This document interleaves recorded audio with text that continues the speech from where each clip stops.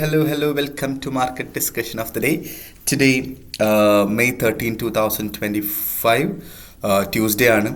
So ഇന്ന് market ഡിസ്കഷനിൽ പോകുന്നതിന് മുന്നേ ആയിട്ട് നമ്മളെല്ലാ ചൊവ്വാഴ്ച ആയതുകൊണ്ടിട്ട് തന്നെ ഇന്ന് നമ്മുടെ പുതിയ ബാച്ച് ക്രാഷ് കോഴ്സ് ഇന്ന് സ്റ്റാർട്ട് ചെയ്യുന്നതാണ്.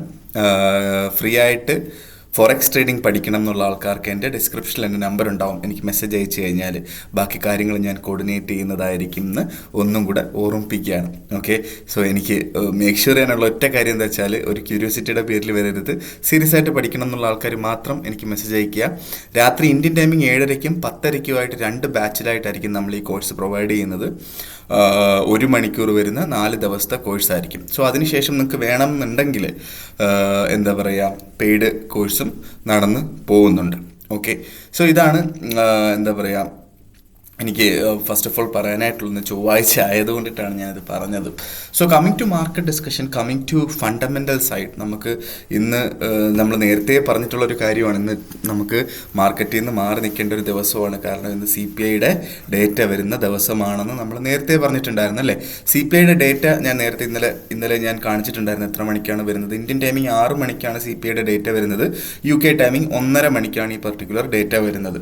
സോ ആ ഒരു സമയത്തിന് മുന്നേ ആയിട്ട് മാർക്കറ്റിൽ നിന്ന് മാറി നിൽക്കുക എന്നുള്ളതാണ് ഭയങ്കര വലിയൊരു വോളറ്റാലിറ്റി ഒക്കെ ഉണ്ടാക്കുമെന്ന് വെച്ചാൽ എനിക്കറിയില്ല. കാരണം ഒരുപാട് എന്താ പറയുക, നമ്മുടെ എക്കണോമിക് കലണ്ടർ ബേസ് ചെയ്തിട്ടല്ലാത്ത ഒരുപാട് ന്യൂസുകൾ വരുന്നുണ്ട്. അപ്പോൾ ഇന്നലെയൊക്കെ നിങ്ങൾ കാണാം, ഒറ്റയടിക്ക് മാർക്കറ്റ് ജംപ് ഡൗൺ ചെയ്ത് ഗോൾഡ് സ്റ്റാർട്ട് ചെയ്തതും, അതേപോലെ JPY ഒക്കെ ജംപ് അപ്പ് ചെയ്ത് JPY സ്റ്റാർട്ട് ചെയ്തതും, പിന്നീട് രാവിലെ UK ടൈമിംഗ് 8 മണിക്കുള്ളൊരു ക്യാൻഡിൽ ഒറ്റയടിക്ക് ഏകദേശം 200 പിപ്പ് മുകളിലോട്ട് പോയതുമൊക്കെ നമുക്ക് കാണാൻ പറ്റും അല്ലേ.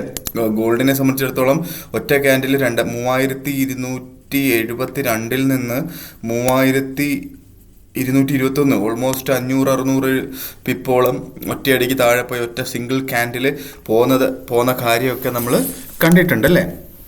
സോ അത് എന്തുകൊണ്ടാണെന്ന് വെച്ച് കഴിഞ്ഞാൽ, എപ്പോൾ വേണമെങ്കിലും നമ്മളെ എന്താ പറയുക, US-ഉം ചൈനയും തമ്മിലുള്ള ഒരു താരിഫ് വാർ ഓൾറെഡി US ചൈനയ്ക്ക് ഇംപ്ലിമെൻ്റ് ചെയ്തിട്ടുള്ള 135% ഓഫ് താരിഫ്. ഓക്കെ, അതിനകത്തൊരു ധാരണയിലെത്തും എന്നുള്ളൊരു എന്താ പറയുക, അത് ഈ വീക്കിൽ തന്നെ നടക്കാനായിട്ടുള്ള പോസിബിലിറ്റി ഉണ്ട് എന്നുള്ളൊരു ന്യൂസിൻ്റെ ഭാഗമായിട്ടാണ് ഇങ്ങനെ പെട്ടെന്നൊരു ഫ്ലക്ച്വേഷൻ ഉണ്ടായത്. ഓക്കെ, ബേസിക്കലി അത് ടെക്നിക്കൽ അല്ലെങ്കിൽ എക്കണോമിക്സ് പ്രകാരം തന്നെ അങ്ങനെ ഒരു ധാരണ എത്തിയാൽ എന്ത് സംഭവിക്കുമെന്ന് വെച്ച് കഴിഞ്ഞാൽ, GBP, യൂറോ, ഗോൾഡ് ഇതെല്ലാം താഴോട്ട് പോവുകയും JPY മുകളിലോട്ട് പോവുകയും ചെയ്യും. ഇതാണ് സംഭവിക്കുന്നത്. ഓക്കെ, എക്കണോമിക്സ് പ്രകാരം ഇതാണ് സംഭവിക്കുന്നത്. സോ അതിൻ്റെ ഒരു പ്രതിഫലനം മാർക്കറ്റിൽ ഇന്നലെ കാണിച്ചു എന്നുള്ളത് മാത്രമാണ് ആക്ച്വലി ഉണ്ടായിട്ടുള്ളത്. അല്ലാതെ വേറെ ഒന്നും ഉണ്ടായിട്ടില്ല എന്നുള്ളൊരു കാര്യം മനസ്സിലാക്കാം. ഓക്കെ, സോ അത് മനസ്സിൽ വെക്കുക. അതിൻ്റെ ന്യൂസ് അല്ലെങ്കിൽ അതിൻ്റെ ഒരു ധാരണ ഇന്ന് വരും എന്നുള്ളതാണ് പ്രതീക്ഷിക്കപ്പെടുന്നത്. ഓക്കെ, ഉറപ്പൊന്നുമില്ല, പ്രതീക്ഷിക്കുന്നത്. ഓക്കെ, സോ അതേപോലെ തന്നെ തേഴ്സ്ഡേ ഉക്രൈനും റഷ്യയും തമ്മിലുള്ളൊരു ചർച്ച ഡയറക്റ്റ്ലി ഹാപ്പൻ ചെയ്യാൻ പോവുകയാണ്. അങ്ങനെ ഡയറക്റ്റ്ലി നടന്നു കഴിഞ്ഞാൽ എന്ത് സംഭവിക്കും, യൂറോ ഒക്കെ പറക്കാൻ പോവുകയാണ്. അതിനുശേഷം യൂറോ കയറി പറക്കും. അത് ധാരണയിലെത്തിയാൽ അറ്റ്ലീസ്റ്റ് ഒരു 30 ഡേയ്സിൻ്റെ സീസ് ഫെയർ എങ്കിലും ഉണ്ടായാൽ പോലും യൂറോ നല്ല രീതിയിൽ മുകളിലോട്ട് പോകാനുള്ള പോസിബിലിറ്റി ഉണ്ട്. ഓൾറെഡി നമ്മൾ നേരത്തെ പറഞ്ഞുകൊണ്ടിരുന്ന പ്രോപ്പറായിട്ടുള്ളൊരു സപ്പോർട്ട് 1.100 എന്ന് പറയുന്ന സപ്പോർട്ടിനടുത്താണ് മാർക്കറ്റ് നിൽക്കുന്നത്. ഒരു 100 പിപ്പ് കൂടെ താഴോട്ട് പോയാൽ നമ്മുടെ ആ ബൈ പോയിന്റ് എത്തും അല്ലേ. സോ അവിടുന്ന് നമുക്ക് നല്ലൊരു ബൈ എൻട്രി എടുത്ത് മുന്നോട്ട് പോവാം എന്നുള്ളതാണ് യൂറോയിൽ നമുക്ക് ചെയ്യാനായിട്ടുള്ളത്. ഓക്കെ, അപ്പം അതിനു വേണ്ടി നമ്മൾ വെയിറ്റ് ചെയ്യുക എന്നുള്ളതാണ്. അപ്പോൾ അവിടുന്ന് നമുക്ക് അപ്പം എൻട്രി പോയിന്റിനെ കുറിച്ചൊക്കെ നമുക്ക് പിന്നീട് സംസാരിക്കാം എന്തായാലും. ഓക്കെ, സോ ഇതാണ് 2 മേജറായിട്ടുള്ള ന്യൂസ് എന്ന് പറഞ്ഞു കഴിഞ്ഞാൽ. അപ്പം അതിന് വേണ്ടിയിട്ട് അതുകൊണ്ടിട്ട് തന്നെ നമ്മൾ ഒരു കാരണവശാലും റിസ്ക് മാനേജ് ചെയ്യാതെ ട്രേഡ് എടുക്കരുത് എന്നുള്ളതാണ് എനിക്ക് ആവർത്തിച്ച് ഓർമ്മിപ്പിച്ച് പോകാനായിട്ടുള്ളത്. സോ ഈ പറയുന്ന ന്യൂസുകളെല്ലാം എക്കണോമിക് കലണ്ടറിൻ്റെ വെളിയിലുള്ള ഈ പറയുന്ന ന്യൂസുകൾ നടന്നു കഴിഞ്ഞാൽ ചിലപ്പോൾ ഇന്നത്തെ ദിവസത്തെ CPIക്ക് ഭയങ്കര വലിയൊരു ഇമ്പോർട്ടൻസ് ഒന്നും ഉണ്ടാവാനായിട്ടുള്ള പോസിബിലിറ്റി ഇല്ല. ഓക്കെ, സോ ഇതെല്ലാം നമ്മൾ കൺസിഡർ ചെയ്ത് വേണം ഇന്ന് മാർക്കറ്റിലോട്ട് ഇറങ്ങാനായിട്ട് എന്ന് ഞാൻ ഓർമ്മിപ്പിക്കുകയാണ്. സോ നമുക്ക് നമ്മളുടെ ടെക്നിക്കൽ സൈഡിലോട്ട് പോകുമ്പോൾ ഫസ്റ്റ് ഓഫ് ഓൾ നമ്മൾ JPYയിൽ എടുക്കുമ്പോൾ JPY 147.842 എന്ന് പറയുന്ന ഒരു പൊസിഷനിൽ നിൽക്കുകയാണ്. സോ ഇന്ന് വേറൊന്നും നടന്നില്ല, പ്യുവർലി ടെക്നിക്കൽസ് മാത്രമാണെങ്കിൽ 148 അടുത്ത് വെച്ച് നമുക്ക് സെല്ല് എടുത്തുകൊണ്ട് മുന്നോട്ട് പോകാവുന്നതാണ്. ഓക്കെ, നമുക്ക് സ്റ്റോപ്പ് ലോസ് ഇടണം 148.60 മുകളിലായിട്ട് 148.70 സ്റ്റോപ്പ് ലോസ് ഇടേണ്ടി വരും എന്നുള്ളതാണ് അതിനകത്തുള്ളൊരു എന്താ പറയുക ചലഞ്ചിങ് ഫാക്ടർ, അല്ലെങ്കിൽ എന്തായാലും നമുക്കത് ഇടേണ്ടി വരും. ഓക്കെ, സോ 148 മുതൽ 150 വരെ ഒരു നമുക്കൊന്നും അറിയാൻ പറ്റാത്ത ഒരു സിറ്റുവേഷനാണ്. ഓക്കെ, അവിടെ നമുക്ക് എന്ത് ചെയ്യണം എന്ന് ചോദിച്ചാൽ സത്യം പറഞ്ഞാൽ എനിക്കറിയില്ല. 150 ബ്രേക്ക് ചെയ്ത് മുകളിലോട്ടാണെങ്കിൽ 152, 154 അങ്ങനെ പോവും. ഓക്കെ, നേരെ മറിച്ച് 148 താഴോട്ടാണ് എങ്കിൽ നമുക്ക് 146 വരെ ഫസ്റ്റ് ഇനിഷ്യൽ റെസിസ്റ്റൻസും ഇനിഷ്യൽ സപ്പോർട്ടും, അതിനുശേഷം 144, 142 അതാണ് താഴോട്ട് പോവുകയാണെങ്കിലുള്ള റേഞ്ച്. നമുക്കറിയില്ല എന്താണ് എങ്ങോട്ടാണ്. അപ്പം ബേസിക്കലി ടെക്നിക്കൽ വൈസ് മാത്രം നോക്കുകയാണെങ്കിൽ മാർക്കറ്റ് താഴോട്ട് പോകേണ്ടതാണ്. പക്ഷേ ഇങ്ങനത്തുള്ള ഒരുപാട് എന്താ പറയുക ഫണ്ടമെൻ്റൽ കലണ്ടർ ബേസ് ചെയ്തിട്ടല്ലാത്ത കുറേ ഫണ്ടമെൻ്റൽസ് നടക്കുന്നത് കൊണ്ടിട്ട്, പ്രത്യേകിച്ച് US-ഉം ചൈനയും തമ്മിലുള്ള ഒരു ചർച്ച ഇന്ന് നടക്കാനായിട്ടുള്ള പോസിബിലിറ്റി ഉണ്ടായത് കൊണ്ടിട്ട് തന്നെ അന്ന് എന്തെങ്കിലും വിധേയം ഒരു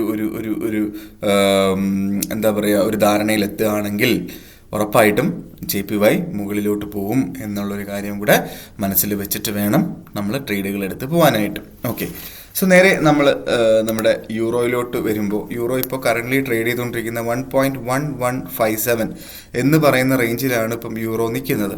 അപ്പോൾ ഇവിടുന്ന് എങ്ങോട്ട് എന്ന് ചോദിച്ചാൽ മാർക്കറ്റ് താഴോട്ട് തന്നെയാണ്. മാർക്കറ്റ് ബേസിക്കലി നമ്മുടെ ഈ ചർച്ച നടന്നു കഴിഞ്ഞാൽ യൂറോയും GBPയും ഗോൾഡും താഴോട്ട് പോകാൻ ബെയറിഷ് ആവാനായിട്ടുള്ള പോസിബിലിറ്റിയാണ് ഉള്ളത്. ഓക്കെ, സോ ഇന്ന് മാർക്കറ്റ് എങ്ങോട്ട് പോകുമെന്ന് സത്യത്തിൽ എനിക്കറിയില്ല. മാർക്കറ്റിൻ്റെ പ്രോപ്പറായിട്ടുള്ള സപ്പോർട്ട് എവിടെയാണെന്ന് വെച്ചാൽ 1.100 അടുത്താണ്. സോ അവിടുന്ന് നല്ല രീതിയിൽ ബൈ ചെയ്യാൻ നമ്മൾ നേരത്തെ മുതലേ യൂറോയും GBPയും ഒക്കെ ലോങ്ങർ ടേമിലോട്ട് ഹോൾഡ് ചെയ്യാനായിട്ടുള്ള ബൈ എടുക്കണം എന്നുള്ള കാര്യം പറഞ്ഞിട്ടുണ്ടായിരുന്നു അല്ലേ. സോ അതേപോലെ നമുക്ക് ലോങ്ങർ ടേമിലോട്ടുള്ള ബൈ നമുക്ക് എടുക്കാനായിട്ടുള്ള പോയിൻ്റാണ് 1.100 എന്ന് പറയുന്ന പോയിന്റ്.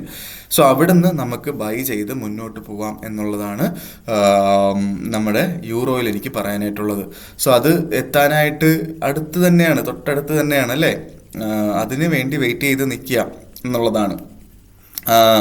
നേരെ നമ്മൾ GBPയിലോട്ട് വരും. GBPയും സെയിം പോയിന്റ് ഓഫ് വ്യൂ തന്നെയാണ്. 1.300 ആണ് സപ്പോർട്ട് വരുന്നത്. അവിടുന്ന് മുകളിലോട്ട് പോകാനുള്ള പോസിബിലിറ്റിയാണ് മാർക്കറ്റ് കാണിക്കുന്നത്. അപ്പോൾ അതിന് വേണ്ടിയിട്ട് വെയിറ്റ് ചെയ്ത് നിൽക്കുക എന്നുള്ളത് തന്നെയാണ് എനിക്ക് പറയാനായിട്ടുള്ളത്. 1.300 അവിടുന്ന് നമുക്കൊരു ഒരു ലോട്ട് കച്ചവടം ചെയ്യുന്ന ആളാണെങ്കിൽ ഒരു 0.5 ലോട്ട് അവിടുന്നും 1.2800 വന്നാൽ നമുക്ക് അവിടുന്ന് ബാക്കി 0.5 ബൈ ചെയ്ത് മുന്നോട്ട് പോകാം എന്നുള്ളതാണ് എനിക്ക് നമ്മുടെ എന്തിനകത്ത് GBPയിൽ പറയാനായിട്ടുള്ളത്.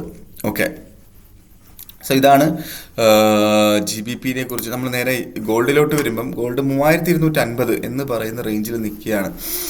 സോ ഇവിടുന്ന് എങ്ങോട്ട് എന്ന് അറിയില്ല. എന്താണെങ്കിലും ഗോൾഡിൽ ഇന്ന് ട്രേഡ് ചെയ്യുന്ന റിസ്ക് തന്നെയാണ്. പക്ഷെ എന്നിരുന്നാലും നമുക്ക് നല്ല ഓപ്പർച്യൂണിറ്റി കിട്ടിയാൽ 3230 അവിടെ നല്ലൊരു ബൈയിങ് പോയിന്റ് ഉണ്ട്. പക്ഷെ അവിടെ ഞാൻ റെക്കമെൻഡ് ചെയ്യുന്നില്ല 3230 ബൈ ചെയ്യണമെന്ന്. ഓക്കെ, ഞാൻ റെക്കമെൻഡ് ചെയ്യുന്ന ബൈ 3200-ും 3180-ഉമാണ്. ഓക്കെ, അവിടെയാണ് നമുക്ക് 3180-ലാണ് നല്ല രീതിയിലുള്ള ഇൻസ്റ്റിറ്റ്യൂഷണൽ ബയേഴ്സ് പ്രസൻ്റ് ആയിട്ടുള്ളതും അവിടുന്ന് നല്ല രീതിയിലുള്ളൊരു മുകളിലോട്ട് അല്ലെങ്കിൽ ഒരു അപ് ട്രെൻഡ് നമ്മൾ പ്രതീക്ഷിക്കുകയും ചെയ്യാം. 3180.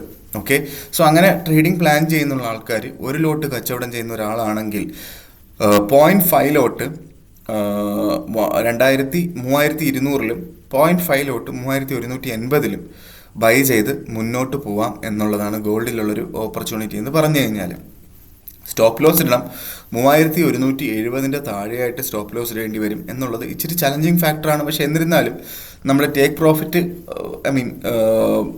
ഈ പറയുന്ന ഒരുപാട് 1:5 റേഷ്യോയിൽ നമുക്ക് എടുത്തു പോവാം. അല്ലെങ്കിൽ 3260 വരെ ഉള്ളൊരു ടേക്ക് പ്രോഫിറ്റ് വേണമെങ്കിലും നമുക്ക് പ്രതീക്ഷിച്ച് മുന്നോട്ട് പോകാം എന്നുള്ളതാണ് അതിനകത്തുള്ളൊരു നല്ലൊരു ഫാക്ടർ എന്ന് പറഞ്ഞു കഴിഞ്ഞാൽ.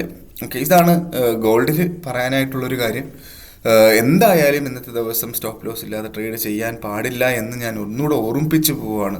അതേപോലെ തന്നെ നമ്മുടെ പുതിയൊരു ബാച്ച് ഇന്ന് ക്ലാസ് സ്റ്റാർട്ട് ചെയ്യുന്നുണ്ട്. അപ്പോൾ എൻ്റെ പല ആൾക്കാരും എന്താ പറയുക, ക്രാഷ് കോഴ്സ് കയറിയിട്ടുള്ള പല ആൾക്കാരും എന്താ പറയുക, അതിൽ നമ്മൾ എടുത്തു പോവാത്ത ഒരു ഒരു ഒരു സബ്ജക്റ്റ്, ഒരു എന്താ പറയുക, ഒരു ടോപ്പിക്കാണ് റൂൾസ് ഓഫ് ട്രേഡിംഗ് എന്ന് പറയുന്നത്. അപ്പോൾ അതിൻ്റെ ഒരു വീഡിയോ ഞാൻ അപ്ലോഡ് ചെയ്തിട്ടുണ്ടായിരുന്നു. അത് താല്പര്യമുള്ള ആൾക്കാർക്ക് എടുത്തു വെച്ച് കാണാവുന്നതാണ്. ഓക്കെ, ഈ ഒരു വീഡിയോ ഇഷ്ടപ്പെടുകയാണ്, അല്ലെങ്കിൽ പല ആൾക്കാരും ഈ ഒരു വീഡിയോ വെച്ച് ട്രേഡ് ചെയ്യുന്നുണ്ടെന്നുള്ളൊരു കാര്യത്തിന് അത് സന്തോഷമുണ്ട്. അങ്ങനെ ട്രേഡ് ചെയ്യുന്നുണ്ടെങ്കിൽ നിങ്ങൾ നിങ്ങളുടെ ഫ്രണ്ട്സിലോട്ടും ഇത് ഷെയർ ചെയ്ത് കൊടുക്കുക. എന്താ പറയുക, കൂടുതൽ ആൾക്കാർ സബ്സ്ക്രൈബ് ചെയ്യുക, ലൈക്ക് ചെയ്യുക, കൂടുതൽ ആൾക്കാരിലോട്ട് നമ്മുടെ കോഴ്സുകൾ എത്തിക്കുക. കോഴ്സുകൾ നിങ്ങൾക്ക് ഓക്കെ ആണ്, അല്ലെങ്കിൽ അത് നിങ്ങൾക്ക് ഉപകാരപ്പെടുന്നുണ്ടെങ്കിൽ കൂടുതൽ ആൾക്കാരിലോട്ട് എത്തിക്കുക എന്ന് ഓർമ്മിപ്പിച്ചുകൊണ്ട് ഇന്നത്തെ ദിവസം മാർക്കറ്റ് ഡിസ്കഷൻ കൺക്ലൂഡ് ചെയ്യാണ്. മാർക്കറ്റ് ഡിസ്കഷനായിട്ട് നാളെ കാണുന്നത് വരെ ഗുഡ് ബൈ.